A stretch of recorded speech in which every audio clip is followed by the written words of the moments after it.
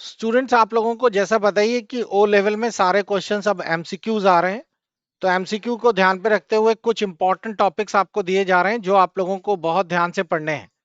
और इन टॉपिक्स में ही आप लोगों को मैक्सिमम क्वेश्चन रिपीट हो जाएंगे। इसके लिए मैंने आप लोगों के लिए आसान कर दिया है। आप लोग इंस्टीट्यूट एप्लीकेशन ओपन करिएगा, देख लीजिए किस तरीके से करना है आप लोगों को। आप लोग अपना कोर्स ओपन कर लीजिएगा M2R5 का। और M2R5 के कोर्स के अंदर आप लोगों को दिखाई देगा एक क्रैश कोर्स नाम का एक फोल्डर है। अगर आपको बहुत कम समय दिया गया है और आपको ये कोर्स फिनिश करना है तो क्रैश कोर्स के सारी क्लासेस जरूर फिनिश कर लीजिए। इसी में मैंने एक और फोल्डर बना दिया है जो आपके नाकाम का है, वो है गेस्ट पेपर। तो अब आप लोगों को किया क्या जा रहा है, मैं मैक्सिमम टॉपिक्स जो हैं उनके एमसीक्यू सॉल्व कर कर उसका वीडियो और उसका पीडीएफ इसी में अपलोड कर रहा हूं। तो ये गेस्ट पेपर के रूप में आपको बहुत ही शॉर्ट फॉर्म में एमसीक्यूज मिल जाएंगे। तो आप लोगों का अब काम ये बचता है कि ये क्रैश कोर्स और एमसीक्यूज ये दो जरूर लगा लीजिए। अगर आपने ये दो पूरे अच्छे ढंग से लगा लिए तो बहुत आसानी से आपके पासिंग परसेंटेज बन जाएंगे। तो चलिए आज के टॉपिक को हम लोग देखते हैं। अभी तक आप लोगों ने जो पढ़ा है बच्चों, उसमें से एक टॉपिक तो आप लोगों ने पढ़ लिया था HTML के एमसीक्यूज। स्क्रीन पर देखते रहिए। HTML के एमसीक्यूज हम लोगों ने खत्म कर लिए थे। नेक्स्ट लास्ट टॉपिक में फिर हम लोगों ने CSS के खत्म कर लिए थे। आज हम लोग खत्म करेंगे W3 स्कूल्स के। क्लियर हो गया? कोई बता सकता है W3 स्कूल जो है ये बेसिकली है क्या? CSS तो चलिए एक कैस्केडिंग स्टाइल शीट है जिसमें एक स्टाइल शीट बनानी होती थी। उसको .css के नाम से अलग से भी रख सकते थे और उस पर हम लोग अपनी फाइलें या जो भी अपना मॉडिफिकेशन एट्रीब्यूट्स था उसमें सेव कर देते थे, फाइल को लिंक कर देते थे। W3 बता सकते हैं ये किस लिए यूज होता है? ये आपका एक फ्रेमवर्क है। इसमें आप लोगों का पहले से बना बनाया सारा कंटेंट अवेलेबल है। बस आपको करना क्या है, उसको अपने डी ड्राइव या ई ड्राइव में डाल दीजिए। इसके ऊपर एक छोटा सा मैं पहले आपको एक ट्रायल दिखा देता हूं ताकि जिस बच्चों ने अभी तक W3 नहीं पढ़ा है तो उसको कैसे करेंगे वो आपको समझ आ जाएगा। तो W3 स्कूल के लिए आप लोगों को सबसे पहला काम ये करना पड़ेगा, एक फाइल नेट से डाउनलोड करनी पड़ेगी जिसका नाम ही है W3। ये फाइल आपको W3 स्कूल के अंदर मिल जाएगी। और अगर आप लोग चेक करें तो ये देखिए यहाँ पर आपको एक अलग से फाइल दिखाई देगी। ये रही। ये बेसिकली हम लोगों ने एक पूरा का पूरा लिंक बना, अगर आप इंटरनेट चला रहे हैं तो आपको डाउनलोड करने की जरूरत नहीं है। आप लोगों को ये फाइल ऑलरेडी है, ये नेट से ले लेगा। बस जहां CSS की फाइल लिंक करते थे ऊपर, उसकी जगह W3 की फाइल लिंक कर दीजिए। लेकिन अगर आप लोगों के पास नेट नहीं है तो आप W3.css ऑफलाइन कर लीजिए। उसके लिए इन्होंने लिंक दे रखा है, इसे क्लिक करिए, ये डाउनलोड हो जाएगी फाइल। और ये डाउनलोड होने के बाद देखिए ये रही फाइल। इसको आप अपनी डी ड्राइव या ई ड्राइव में डाल दीजिए और उसको आप लिंक कर दीजिए, तो उससे आपके लिए आसानी हो जाएगी। तो देखिए हम लोग किस तरीके से करके देखते हैं। तो इससे क्या होगा, आपके क्वेश्चंस चलने लगेंगे, वरना आप W3 वाला नहीं चला पाएंगे। इस तरह लिंक हो गई है फाइल तो आप आसानी से चला पाएंगे। तो मैं आप लोगों को एक छोटा सा पहले सैंपल दिखा देता हूं, उससे आपको W3 के सारे क्वेश्चंस कैसे करने हैं उससे आपको आइडिया लग जाएगा। सब लाइन हम लोगों ने ओपन कर लिया और सब लाइन के अंदर हम लोगों ने एक छोटा सा क्वेश्चन को ही ले लिया।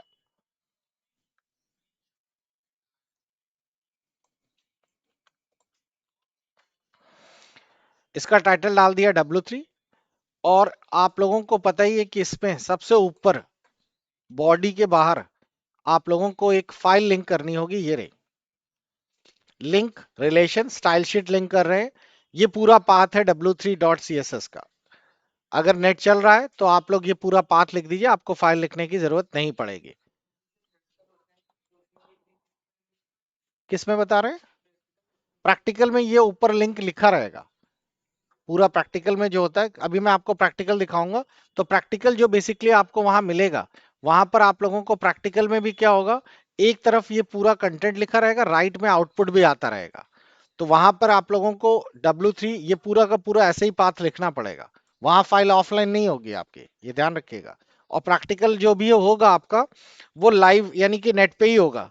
तो वहां पे तो कोई पैनिक ही नहीं है कि आपको लिंक करने में कोई दिक्कत आए। तो इसीलिए ये पूरा का पूरा पाथ जरूर रट लीजिएगा कि हमें इस तरीके से लिंक करना होता है। क्लियर हो गया? क्योंकि वहां ऑफलाइन नहीं मिलेगी आपको फाइल। अब हम लोगों को करना क्या है, लिंक तो हम लोगों ने कर लिया। अब हम लोगों को सबसे ऊपर पहला काम यही करना है कि कौन सी चीज कहां पे डालनी है। तो हम लोगों ने कोई फोटो ले लिया, कोई भी एक कंटेनर ले लिया, कंटेनर पे ही पूरा काम होगा इसका। और हम लोगों ने ये पूरे के पूरे कंटेनर को इस तरीके से यूज करना चालू किया। जैसे कि फॉर एग्जांपल मैं यहां पर एक टेबल बना लेता हूं।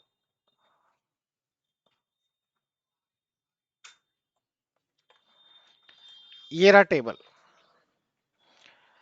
अब जो ये टेबल हम लोगों ने बनाया है, इस टेबल के अंदर बेसिकली कुछ खास नहीं। इस टेबल के अंदर मैंने क्या कर दिया है, एक आप लोगों को एक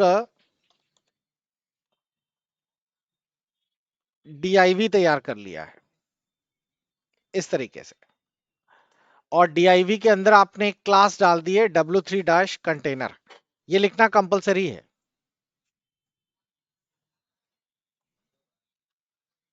ये रहा। अब क्या होगा, इस DIV के अंदर जितना भी कंटेंट है यहां से यहां तक, वो आपका ऑटोमेटिकली, क्योंकि ये कंटेनर से लेगा, कंटेनर की प्रॉपर्टी इसमें ऑलरेडी है, तो बाकी डिटेल वो वहां से उठा लेगा। अब इसके अंदर हम लोगों को क्या करना है, टेबल बनाना है। नॉर्मल टेबल बनाते थे, तो हमने अब class equal to W3 dash table. अब ये आपने जितने भी देख रहे हैं, ये W3 के अंदर टेबल की प्रॉपर्टीज हैं जो पहले से इसमें है।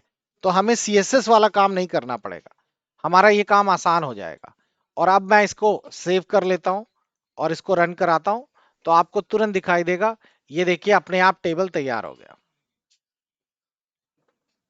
कितना इजीली टेबल बन गया। हमें कोई ज्यादा स्टाइल ये सब करना ही नहीं, हमें बस कंटेंट लिखने से मतलब था।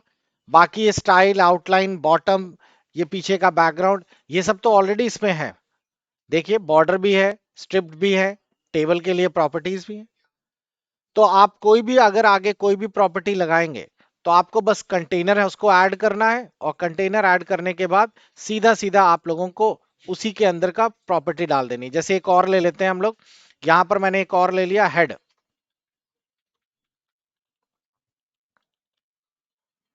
ठीक। और हेडर के अंदर मैंने यहां पे लिख दिया वेलकम। अभी मैंने इसमें कोई W3 की प्रॉपर्टी यूज नहीं की है, तो अगर मैं इसको रन कराऊंगा तो देखो वेलकम नॉर्मल आ गया लिखकर। लेकिन अब मैं चाहता हूं कि ये W3 की प्रॉपर्टी के साथ काम करे, तो मैंने यहां पे सिर्फ लिख दिया क्लास। और क्लास कौन सी हमें एक्टिवेट करनी है, W3 डैश कंटेनर। तो ये अब W3 से लिंक हो गया है। अब इसके बाद हमें इसके अंदर और क्या चेंज करना चाहते हैं, हम चाहते हैं कि ये रेड कलर में आ जाए, तो W3 डैश रेड। तो ये ऑटोमेटिकली वहां से कलर्स उठा लेगा। और सेव कर दिया। अब मैं रीलोड करूंगा तो आपको दिखाई देगा ये W3 रेड वाले स्ट्रिप में आ गया। तो इजी हो गया। तो यहां से आपको ये टॉपिक क्लियर हो गया कि कैसे W3 को हम लोग ऐड करते हैं इसमें। चलिए अब हम लोग अपने क्वेश्चंस पे आते हैं। क्वेश्चन नंबर 1 है हमारा ये रहा। इस क्वेश्चन नंबर 1 में पूछा गया था कि आप लोगों को स्ट्रिप क्लास ऐड करने से क्या होता है, जल्दी से बताइए। अभी अभी मैंने आपको करके भी दिखाया, स्ट्रिप से क्या होगा, एक टेबल बनेगा, विदाउट बॉर्डर टेबल बनेगा या स्ट्रिप टेबल बनेगा। स्ट्रिप टेबल बनेगा, स्ट्रिप मतलब वही पट्टियां। ठीक। अगला बताएं, identify the class which does not belong to W3। Class अकेले क्लास करने से नहीं होगा, W3 डैश क्लास करना है। Next, specify one column in W3 dash column 12 grids. ये ग्रिड वाला आप लोगों को याद हो, मैंने आप लोगों को फोटोज डालना बताया था अलग अलग ग्रिड बनाकर। तो बताइए कि इसमें अगर हमको 12 कॉलम्स चाहिए होते थे, तो हम लोग ग्रिड बना लेते थे। तो बिल्कुल सही है। 12 कॉलम्स का मतलब समझ रहे हैं ना, वो ऐसे करके बनाते थे 3 बाई 4, और सबके अंदर तो फोटो लगा लेते थे हम लोग। तो वो ग्रिड वाला था। तो ये ट्रू है। Title is display the text on the image. बता सकते हैं कोई इमेज में अगर हम लोगों को फोटो लगानी थी, तो W3 में हम लोग फोटोज कैसे लगाते थे। W3 टाइटल्स, पहले तो फोटोज वाला याद करिए। अगर फोटोज वाला आपको याद आ जाएगा, तो उसके अंदर फिर हम लोगों को इमेजेस में टेक्स्ट लिखना होता था। देखिए मैं आपको करके दिखाता हूं, तो उससे आपको आ जाएगा आइडिया। सबसे पहले तो हम लोग एक फोटो इंसर्ट करते हैं, और फोटो इंसर्ट करने के बाद उसके अंदर हम लोग कुछ भी राइट लेफ्ट टॉप बॉटम कुछ भी डाल सकते हैं। तो सबसे पहले हम लोग एक फोटो इंसर्ट करते हैं। ओके, देखिए ध्यान से। तो हम लोगों ने एक फोटो इंसर्ट कर दी है डी ड्राइव से। डी ड्राइव के अंदर एक हमने कोई फोटो डाल दी है और इसको हम एग्जीक्यूट करा रहे हैं। तो आपके आउटपुट इस तरीके से फोटो का दिख रहा है। अब मुझे इसमें टेक्स्ट कंटेंट ऐड करना है। तो टेक्स्ट कंटेंट ऐड करने के लिए मुझे एक लाइन ऐड करनी पड़ेगी, W3 क्लास। और उस टेक्स्ट कंटेंट को कहाँ ऐड करना है, वो टेक्स्ट कंटेंट मेरे को यहां पर ऐसे लिखना पड़ेगा, ये रहा। तो मैंने यहां पर एक क्लास डाल दी है W3 डैश डिस्प्ले। ये एक कमांड है आपको। और डिस्प्ले करना कहाँ है, टॉप लेफ्ट में, टॉप राइट में, ये पूरा आपको लिखना पड़ेगा। उसके साथ साथ जो ऊपर का कंटेंट है वो तो हम लोग ऐड ही कर देते हैं लिंक वाला, नहीं तो हमारा काम बनेगा नहीं।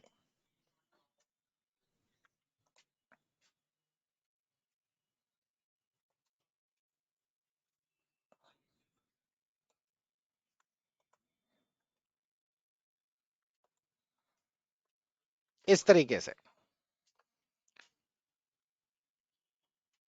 ये फाइल यहां से हटा दें और ये फाइल यहां पे डाल दें।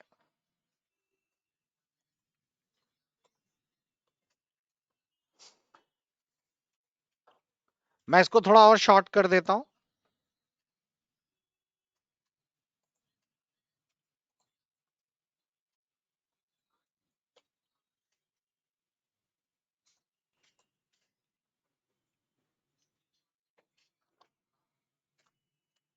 ये रहा, बॉडी लास्ट में लगा देते हैं।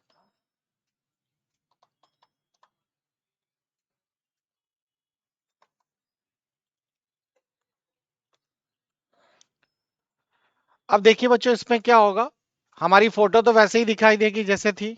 मैं इसको आप पहले आउटपुट में दिखाता हूं। तो आपको फोटो देखिए वैसे ही दिखाई दे रही है जैसी है। लेकिन एक चीज आपने और देखी, फोटो के टॉप और बॉटम पे टेक्स्ट लिख कर आने लगा, है ना, टॉप पर, बॉटम पर। ये टेक्स्ट क्यों लिख कर आ रहा है, क्योंकि हम लोगों ने यहां पर ये सारी चीजें सेट कर दी है। ये है आपका main command, W3 dash display top left, और ये ऊपर वाले कंटेनर का। तो आपका सही जवाब है कि अगर आपको फोटो पे कोई टेक्स्ट चाहिए होता है तो आपको लिखना पड़ता है W3 डैश डिस्प्ले। तो हमारा सवाल क्या था, हमारा सवाल था कि आप लोगों का कोई भी टेक्स्ट अगर आप लोगों को टाइप करना है तो उसके लिए आपको W3 डैश टाइटल लिखना पड़ेगा पिक्चर पे डिस्प्ले करने के लिए।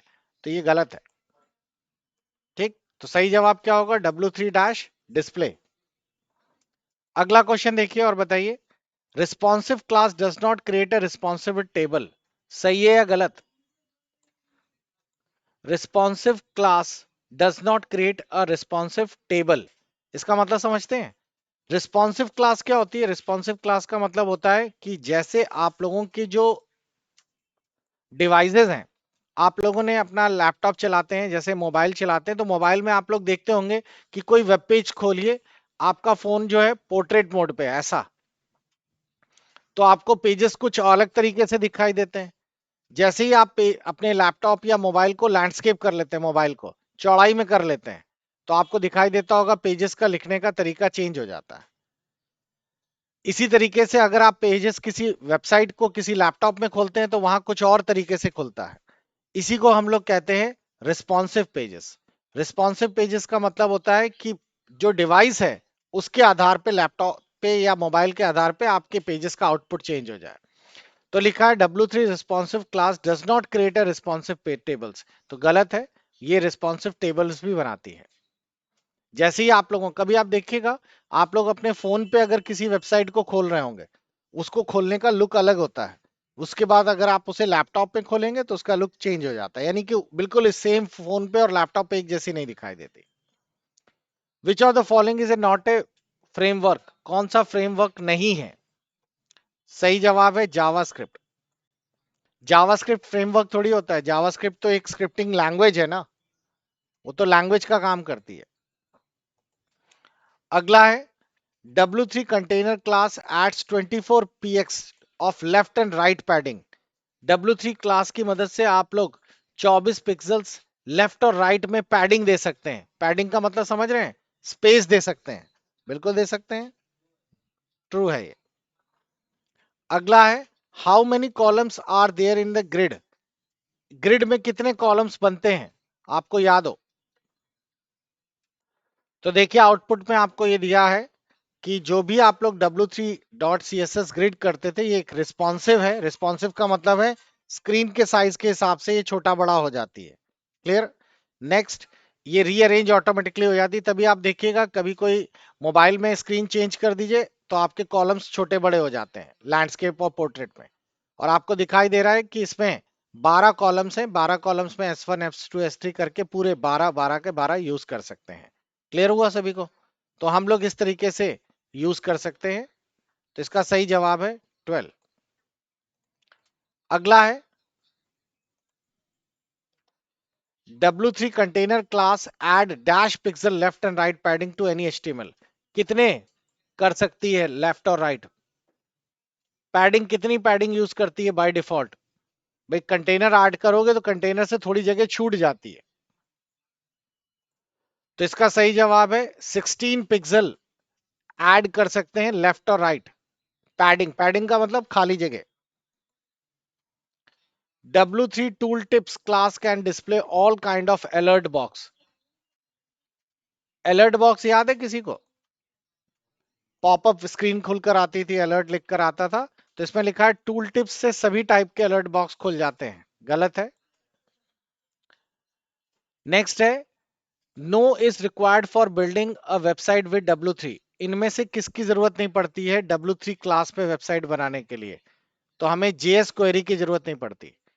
HTML तो यूज करते ही हैं, CSS भी यूज करते हैं, साथ ही साथ हम लोग W3 CSS प्रॉपर्टी भी यूज करते हैं।